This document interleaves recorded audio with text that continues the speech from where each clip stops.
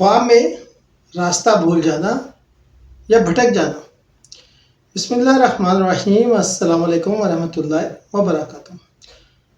خواب میں راستہ بھول جانا، پہلے اس کو دیکھ لیتے ہیں۔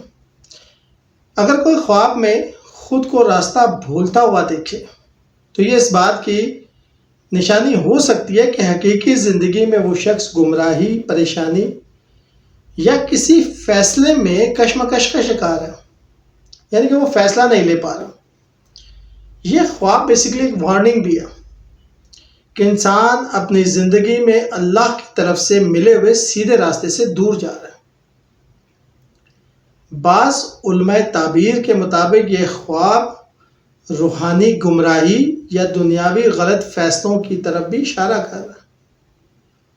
یہ خواب بندے کو بیسیکلی وارننگ دے رہا ہے کہ وہ توبہ کرے، اللہ سے ہدایت مانگے اور اپنے اعمال پر غور کرے۔ خواب میں راستے میں بھٹک جانا۔ اگر آپ خواب میں خود کو کسی غیر مانوس جگہ پہ دیکھیں اور سمجھ نہ آئے کہ کہاں جانا ہے تو اس بات کی علامت ہے کہ آپ زندگی کی الجھنوں میں شدید طرح سے پڑے ہوئے ہیں۔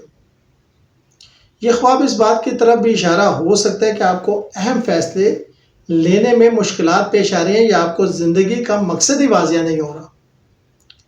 یہ خواب اکثر ان لوگوں کو آتے ہیں جو ڈپریشن، بے سمتی یا اندرونی کشمکش سے گزر رہے ہوتے ہیں۔